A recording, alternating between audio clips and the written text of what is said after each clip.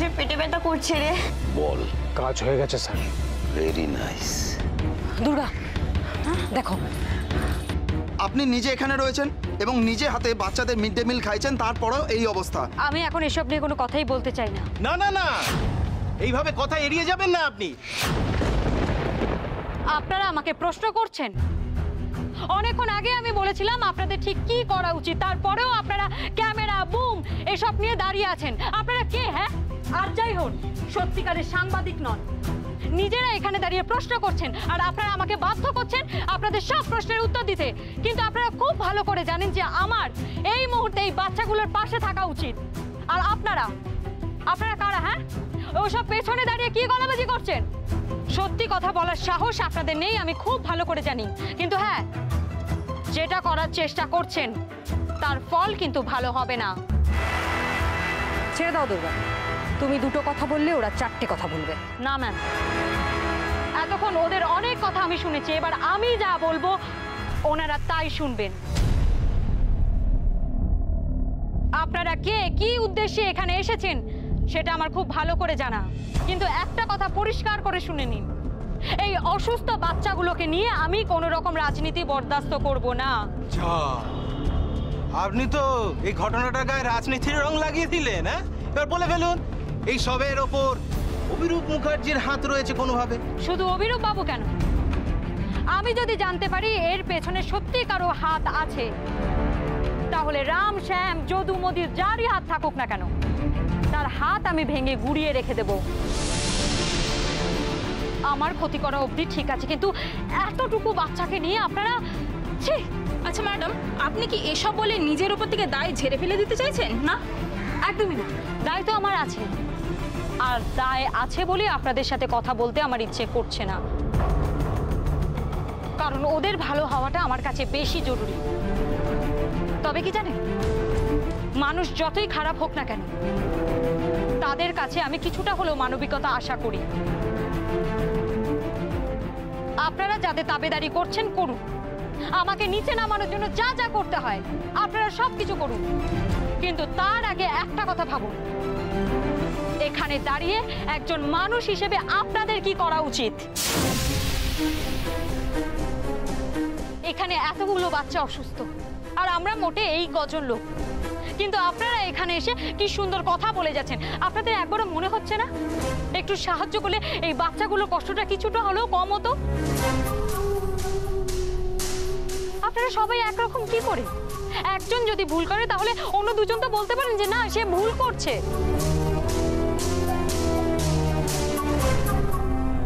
আচ্ছা, আপনারা একটা কথা বলুন তো, সাংবাদিক রাজনৈতিক সদস্যরা এরা মানুষ নয়? আপনাদের সব প্রশ্নের উত্তর দিতে আমি বাধ্য, আর আমি সময় মতো দেব। এখন আমাকে বাচ্চাগুলোকে সুস্থ করে তুলতে হবে, অ্যাম্বুলেন্স আসতে দেরি হবে, আমার হাতে একদম সময় নেই। প্লিজ আপনাদের কাছে যদি কোনো রকম গাড়ি থাকে ওদের একটু গাড়ি করে পৌঁছে দিন,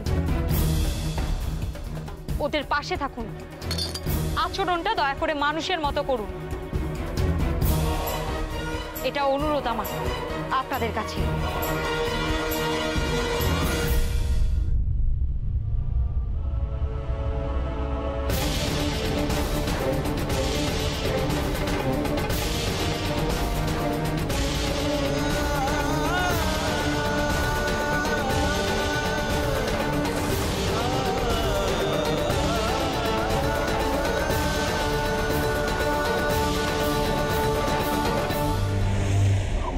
এত সহজে শেষ করা যাবে না দুর্গা দেবী।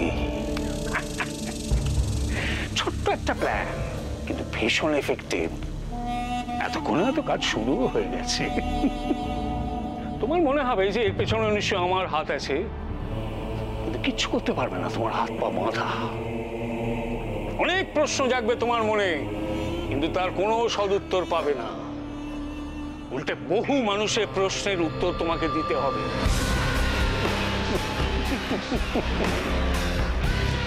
এই উত্তর দেবে সে তুমিই জানো, কিন্তু আমি জানি যে এই মুখ্যগুলো তোমাকে মাথায় করে রেখেছিল, তারা এবার তোমাকে টেনে নামিয়ে মাটিতে আছড়াবে।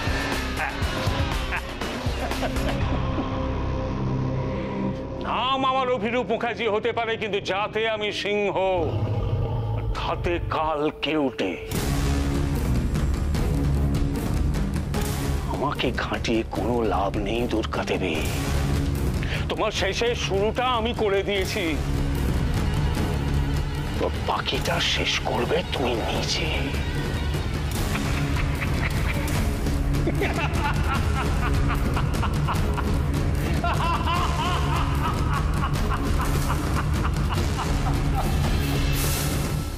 দিদিভাই শোন, মায়ের শরীরটা খুব খারাপ, সারাদিন যে উল্টোপাল্টা ভাবছে, তুই একটু মায়ের খেয়াল রাখিস। অনি অনি বলছি, তুই কি কোথাও বেরোচ্ছিস?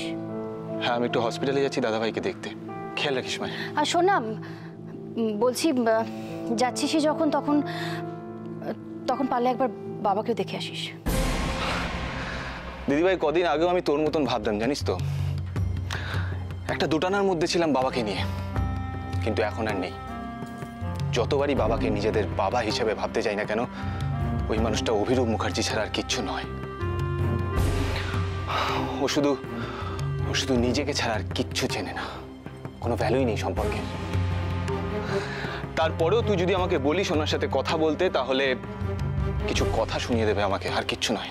আচ্ছা অনি, তোর কি মনে হয়, তুই যদি ওখানে না যাস তাহলে কি বাবা তোকে কথা শোনাতে ছাড়বে? আমি ওই লোকটাকে কোনো জায়গায় দিতে চাই না কোনো রকম কোনো কথা শোনানোর, তাই তোকে ওখানে যেতে বলছি ভাই। এই যে অনি, খবর জানো নতুন কি সব ঘটনা শুরু হয়েছে? কি হয়েছে? টিভি চালাও, টিভি লাইভ দেখাচ্ছে। সত্যি দুর্গার উপর মাঝে মাঝে বিরক্ত হই বটে, কিন্তু বেচারাকে কত রকম দায় সামলাতে হয়। অবশ্য মুখ্যমন্ত্রী হয়ে বসেছেন যখন, তখন সব দায়ী তো তার। মেজমা, আচ্ছা এত ভনিতা না করে এক্স্যাক্টলি কি হয়েছে পরিষ্কার করে বলো তো। রিয়া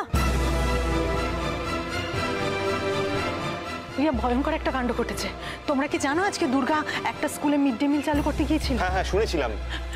অনি সমস্ত বাচ্চা ওই খাবার খেয়ে অসুস্থ হয়ে পড়েছে। কি বলছো কি মনি? হ্যাঁ, আর দুর্গা সবাইকে হসপিটালে নিয়ে যাওয়ার তোড়জোড় করছে। কি হসপিটাল নিয়ে যাওয়ার তোড়জোড়? মানে তো বেশ বাড়াবাড়ি হয়েছে। হ্যাঁ রিয়া, বাচ্চাগুলো কিভাবে যন্ত্রণায় কাতরাচ্ছে, কিভাবে নিতেই পড়ছে, তুমি ধারণাও করতে পারবে না। আরে বাবা, ও সমস্ত বিনে পয়সার খাবার দাবারে এরকমই হয়। কোত্থেকে এনেছে, কিভাবে রান্না হয়েছে, দুর্গার অত তড়িঘড়ি করে এসব চালু না করে আরো দেখে শুনে কোয়ালিটি দেখে তবে। না মেজমা, ব্যাপারটাতে নিশ্চয়ই কোনো গন্ডগোল আছে। না হলে ভাবো, দুর্গা যেখানে নিজে গেছে সেখানে কোনো রকম কোনো গাফিলতি করার সাহস কিন্তু কারোর হবে না। এক্স্যাক্টলি, এটা কি করে সম্ভব? আরে হয়েছে, সেটা তো সত্যি। টিভি চালাবো, দেখবে। মিডিয়া ওখানে দুর্গাকে প্রশ্ন করে করে একবারে মাথা খারাপ করে দিচ্ছে। দুর্গার খুঁত বার করার জন্য একই অনেক লোক মুখিয়ে আছে, আর এটা তাদের কাছে একটা বড় ইস্যু হয়ে যাবে। হ্যাঁ, তবে একটাই বাঁচোয়া যে আমাদের বেচারা দাদা এখন জেলে বন্দি আছে। অন্তত ওনাকে এই ব্যাপারটায় কেউ জড়াতে পারবে না, ওনার দিকে কেউ আঙ্গুল তুলতে পারবে না। তাই কি? যে মানুষটা আঙুল দিয়ে সমস্ত মানুষকে নাচাতে পারে, তার জেলে থাকা না থাকায় কি কিছু যায় আসে? হ্যাঁ,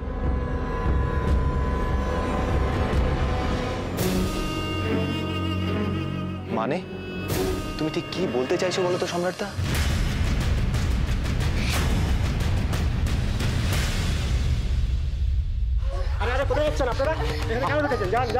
আরে এই বাচ্চাগুলো অসুস্থ হয়ে পড়েছে, এদের চিকিৎসার দরকার। অনেকটা দেরি হয়ে গেছে, দয়া করে কিছু একটা করেন। আরে বাবা, আপনারা কোলে নিয়ে বাচ্চাগুলোকে সময় নষ্ট কেন করছেন? স্ট্রেচার ওখানে আছে, শুয়ে দিন না, যান যান।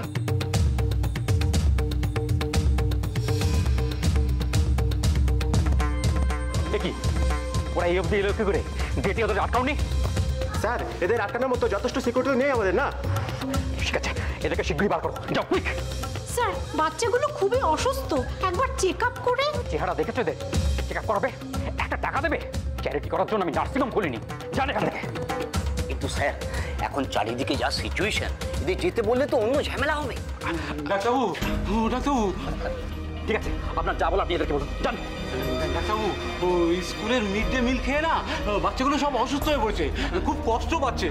দয়া করে একটু দেখুন, দয়া করে দেখুন। শুনুন শুনুন প্লিজ প্লিজ শান্ত হন। দেখুন এটা একটা ছোট্ট নার্সিং হোম, এতগুলো বাচ্চাকে ভর্তি করার মতো জায়গা তো এই মুহূর্তে আমাদের কাছে নেই। আপনারা এক কাজ করুন, এই সরকারি হাসপাতালে নিয়ে যান। আমাদের দেখে কি মনে হচ্ছে এই অবস্থা ওদের কোথায় নিয়ে যাব?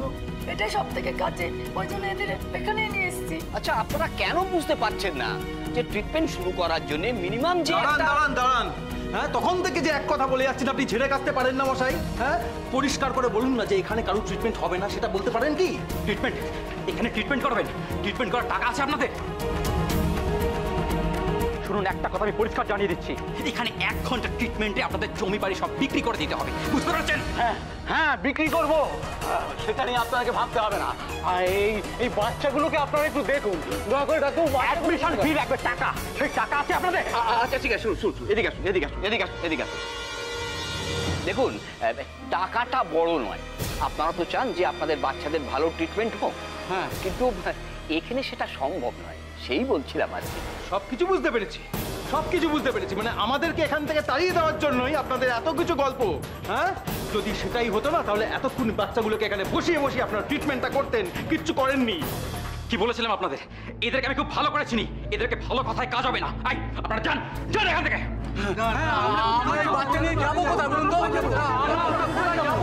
দেখুন, আপনাদের ছেলে মেয়েরা অসুস্থ হতে পারে, কিন্তু তার থেকে এখানে আরো অসুস্থ মানুষ ভর্তি আছে, আর তাদের কথা মাথায় রেখে আপনারা দয়া করে চলে যান। প্লিজ চলে যান। এসব করে সময় নষ্ট করে কি লাভ? দেখছো বাচ্চাদের কি অবস্থা, চলো সরকারি হাসপাতালে। দেখুন আপনারাই দেখুন। হ্যাঁ, সরকারের মাথায় যিনি বসে রয়েছেন তিনি আমাদেরকে এখানে পাঠিয়ে দিলেন। কেন পাঠিয়ে দিলেন বলুন তো? হ্যাঁ, হসপিটালে একটা ফোন পর্যন্ত করে বলে দিলেন না বাচ্চাগুলোকে ভর্তি নেওয়ার কথা? হ্যাঁ, ওনার সামনেই তো সবকিছু ঘটলো, আর উনি আমাদেরকে এখানে পাঠিয়ে দিয়ে উনি ওখানে বসে রইলেন। হ্যাঁ স্যার,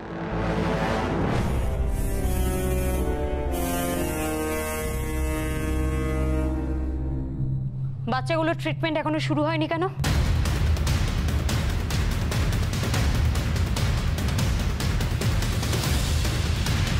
আমি এটাই বলতে চাইছি, তোমার বাবার পক্ষে সবকিছু সম্ভব। এই, ওর কথা একদম পাত্তা দেবে না তো। কিছু কোত্থেকে আলটপকা মন্তব্য করে বেকার জটিলতা বাড়ায়। মেজমা, তুমি হয়তো ভুলে যাচ্ছ, ওর কথাতেই কিন্তু অনেকবার অনেক জটিলতা কেটেওছে। শোনো রিয়া, অনেকবার আর এবারের মধ্যে অনেক পার্থক্য আছে। তোমার বাবা এখন একজন বিচারাধীন বন্দী, তার পক্ষে জেলের মধ্যে বসে কোত্থেকে কি করে।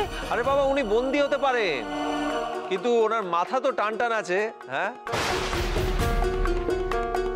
কোর্টে দাঁড়িয়ে উনি নাটক করছেন আর জেলে বসে মাথা খাটাচ্ছেন। হ্যাঁ, বাবা আগেও হসপিটালে বসে এসব প্ল্যান করেছিল, তাই এই ব্যাপারটা কিন্তু ইগনোর করার মতো নয়। কিন্তু অনেক আমরা আন্দাজে কিভাবে। আরে বাবা, এটা কেন ভুলে যাচ্ছ? অভিরূপ মুখার্জি জেলের ভেতরে থাকলেও ওনার ডান হাত তো বাইরেই আছে, তাই না?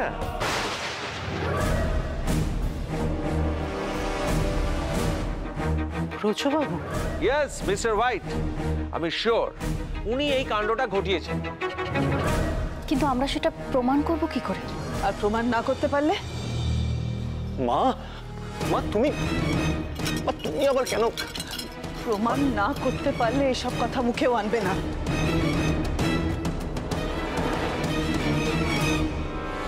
তুমি যেসব কথা বলে সেগুলো সত্যি? কোনো প্রমাণ আছে তোমার কাছে নাকি তুমি? মা প্লিজ, সবটা না জেনে মাঝখানে তুমি এরকম। আমি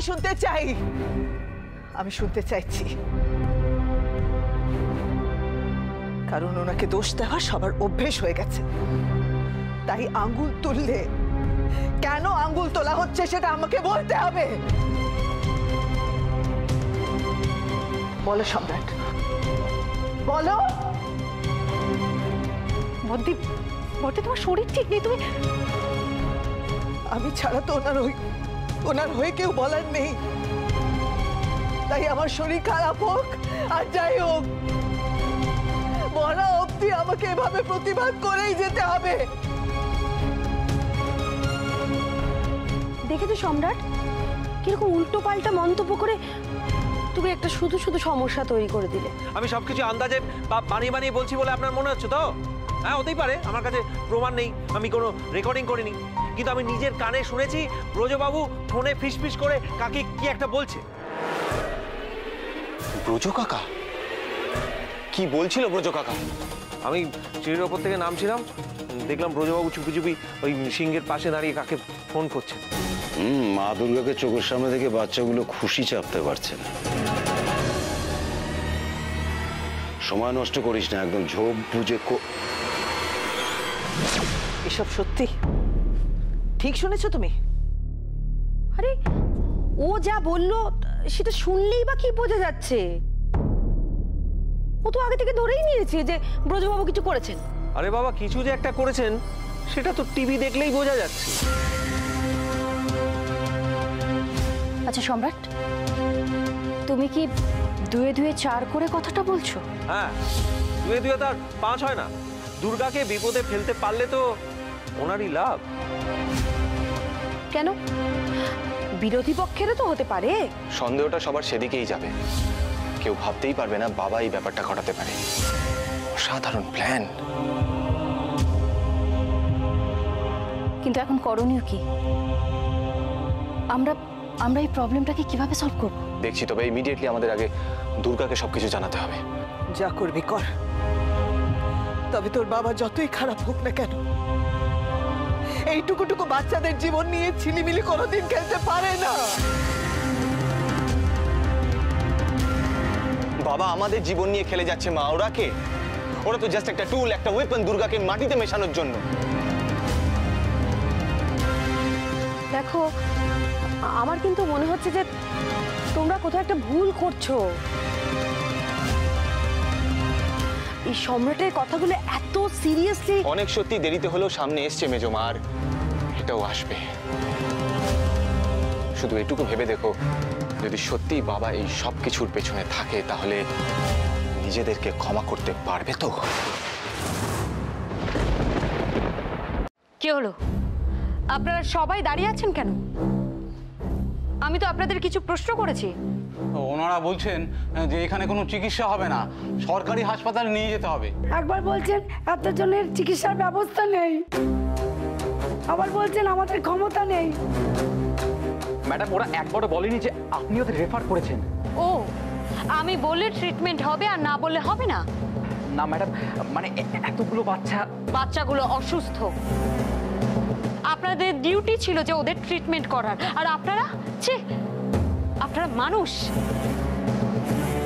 আর আপনাদের বলছি, এখানে কি দাঁড়িয়ে আছেন? যান যান, নিজেদের বাচ্চাদের কাছে যান।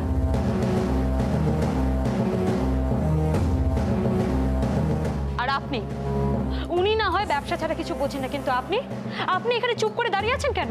ওই বাচ্চাগুলোকে দেখে আপনার একবারও মনে হলো না ওদের কি হয়েছে, ওদের ট্রিটমেন্ট শুরু করি? আরে এখানে তো শুধু মনুষ্যত্বের ব্যাপার নয়, এটা তো আপনাদের ডিউটি। ডাক্তারি পাশ করার সময় আপনাদের শপথ নিতে হয় না? Hypocritic oath. তা কি বলেছিলেন সেখানে মনে আছে? আপনারা কি জাতি, ধর্ম, সম্প্রদায়, গরিব বড়লোক এসব না দেখে যে কোনো পরিস্থিতিতে একজন অসুস্থ ব্যক্তিকে ট্রিটমেন্ট করতে দায়বদ্ধ নন? দুর্গা, এদের এসব কথা কিছু যায় আসবে না। ওদের বলো বাচ্চাগুলো ট্রিটমেন্ট শুরু করতে। এরা কি করবে ম্যাম? এদের তো মানসিকতাই নেই কারোর সেবা করার। একটা ঝাঁ চকচকে নার্সিং হোম খুলে বসে গেছে বিজনেস করার জন্য। যদি বিজনেসটাই করতে হয় তাহলে তো একটা হোটেল খুলে বসতে পারতেন। কিছু মনে করবেন না ম্যাডাম, আসলে আমরা এখানে সব থেকে ভালো ট্রিটমেন্ট দেওয়ার চেষ্টা করি পেশেন্টদের, আর তাই গরিব মানুষগুলোকে মানুষ বলে মনে করেন না, কারণ ওদের কাছ থেকে তো শুষে নেবার মতো কিছু নেই, তাই না? একটা কথা বলছি, কান খুলে শুনে রাখুন। নিজেদের মানসিকতা বদলান, শোধরান নিজেদের, না হলে এরা যে বিজনেস করার জন্য যে নার্সিং হোম খুলে বসে আছেন না, তার লাইসেন্স ক্যান্সেল করতে আমার 2 মিনিটও সময় লাগবে না। আর